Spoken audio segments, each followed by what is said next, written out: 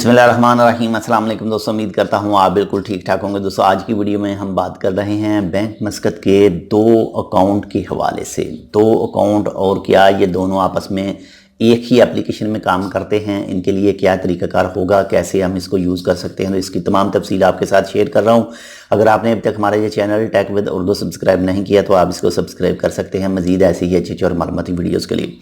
तो सबसे पहले मैं अपना तजर्बा जो है वो आपके साथ शेयर कर रहा हूँ, बाकी आपने ख़ुद बताना है क्या नहीं। तो सबसे पहले मैंने ये अपना अकाउंट तकरीबन आज से 7 साल पहले खुलवाया था। तो इसको मैं यूज़ करता था किसके लिए, पहले तो आम रूटीन में यूज़ करता था एटीएम के लिए और फिर सीडीएम के लिए, पैसे सेंड करने के लिए, निकलवाने के लिए, या फिर किसी दोस्त को देना, वो पैसे अगर किसी से मंगवाने होते थे।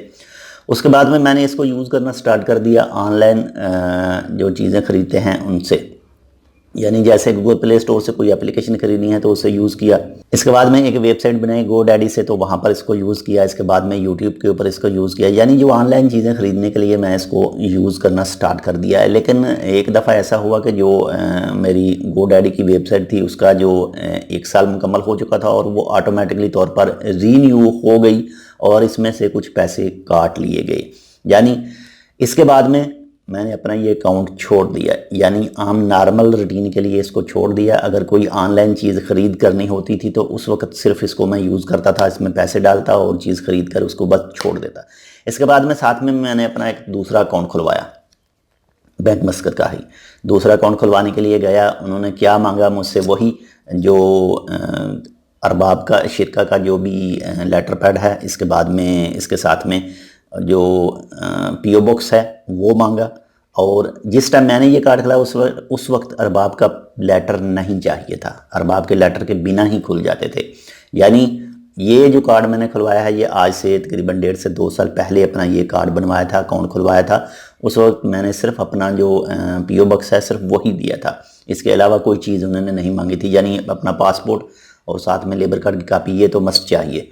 तो ये चीज़ें खुलवाई। इसके बाद में अब बात आ जाती है जी, मेरे पास इस वक्त 2 कार्ड हैं और इन दोनों के अंदर जो नंबर दिए हैं टेलीफोन के वो दोनों अलग-अलग हैं।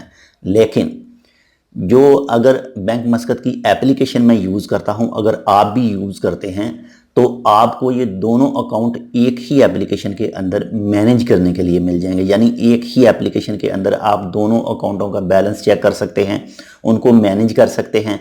इसके बाद में बात आती है जी एटीएम और सीडीएम की। यानी सीडीएम की आप बात कर लें, सीडीएम में आप जाएंगे तो एक कार्ड इंटर करेंगे, वो चाहे आप पहले वाला करें या फिर दूसरा करें। जैसे ही आप कार्ड इंटर करेंगे तो आपके सामने दोनों अकाउंट, आपके जो 2 अकाउंट हैं दोनों ही सामने आएंगे और आपसे पूछा जाएगा कि आपने पैसे किसके अंदर ट्रांसफ़र करने हैं। पहले वाला भी आएगा और उसके बाद में जो आपने दूसरा खुलवाया है उसका भी आएगा। जिसमें आपने पैसे ट्रांसफ़र करने हैं वो आपने सिंपल सेलेक्ट करना है और उसके बाद में उसमें पैसे ऐड हो जाएंगे। लेकिन जो मोबाइल नंबर है वो दोनों अकाउंट में आपने डिफरेंट देना है, एक नहीं देना, ताकि मैसेज अलग-अलग आए, आपको पता चले कि ये इस अकाउंट का मैसेज आया है, ये इस अकाउंट का आया है।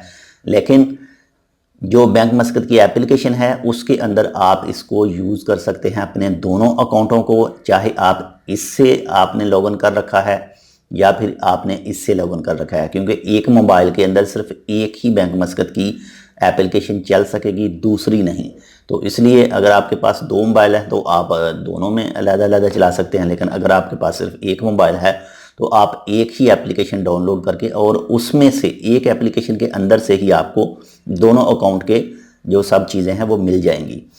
तो अगर आप कुछ भी चीज़ें ऑनलाइन ख़रीदते हैं या ऑनलाइन हासिल करते हैं तो इसके लिए बेहतर हल है कि आप 2 अकाउंट बनवाएं, ताकि कुछ ऐसी चीज़ें होती हैं जो सालाना, जो 1 साल के बाद में ऑटोमेटिक रीनेबल होती हैं।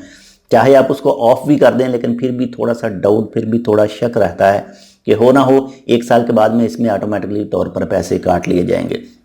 तो इसलिए एक अकाउंट को सेपरेट कर दें और दूसरा अकाउंट जो है उसको अपने नॉर्मल रूटीन के लिए यूज़ करें, जैसा भी है।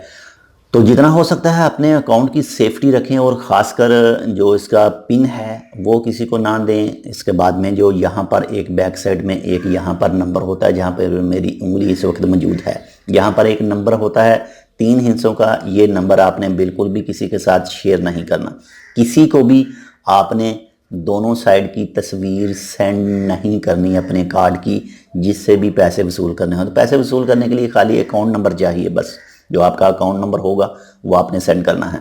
कुछ ऐसे हैं, जो मेरा पुराना कार्ड था उसके ऊपर तो यहाँ पर जो अकाउंट नंबर था वो भी लिखा हुआ था यहाँ पर, तो आपने सिंपल जो अकाउंट नंबर है सिर्फ वही सेंड करना है और पैसे वसूल करने हैं। जो नया है ये वाला, इसमें यहाँ पर अकाउंट नहीं लिखा हुआ, खाली ये कार्ड नंबर है। तो आप खुद की सेफ्टी आपने खुद ही करनी है।